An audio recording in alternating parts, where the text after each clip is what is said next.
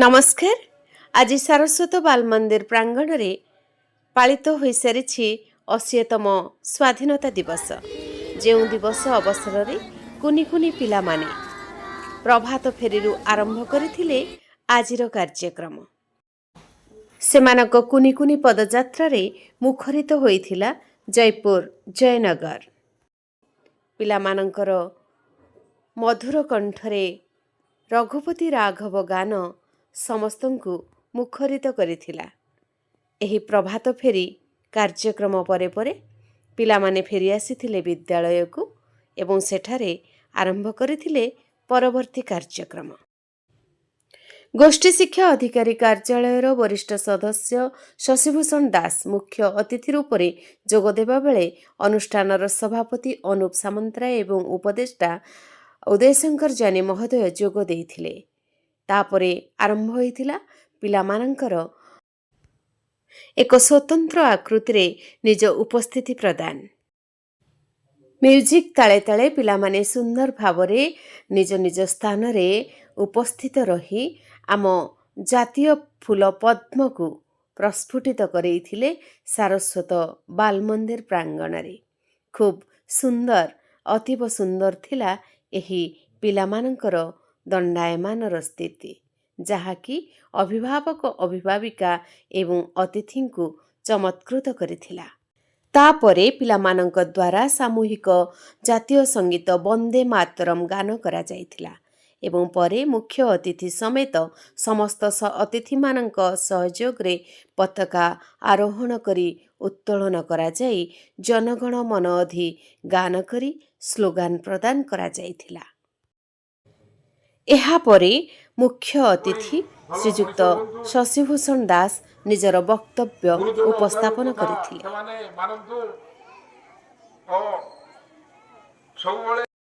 एहा परे परे अतिथिगण अग्रसर होइथिले सेई आडकु जेउठी रहिथिला पिलामानंक द्वारा प्रस्तुत सुंदर सुंदर क्राफ्ट एवं लिखित गल्प एवं कविता को नहीं प्रस्तुत करा जाइथिबा एक सुंदर प्राचीर पत्र।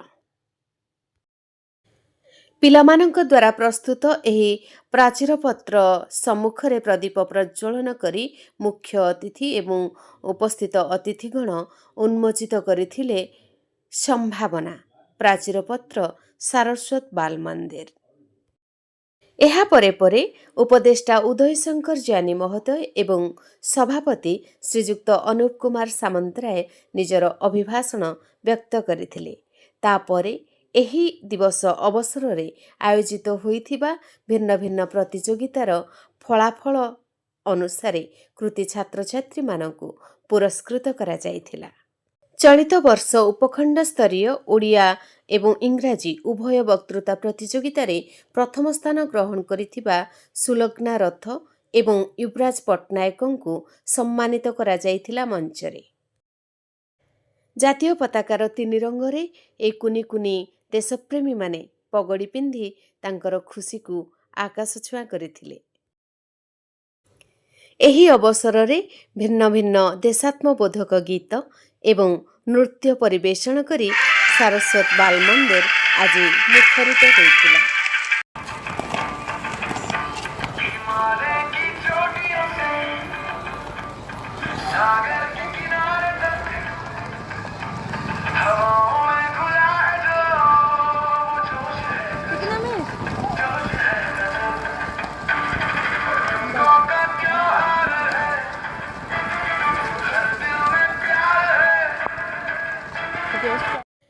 परिशेषरे शिक्षक शिक्षयित्री मानंकर उद्यम छात्र छात्रींकर श्रम एवं अभिभावक मानंकर सहयोग पाई अध्यक्षा रिताली साहू धन्यवाद अर्पण करी आजिर दिवस पाई समस्त कृतज्ञता प्रदान करथिले।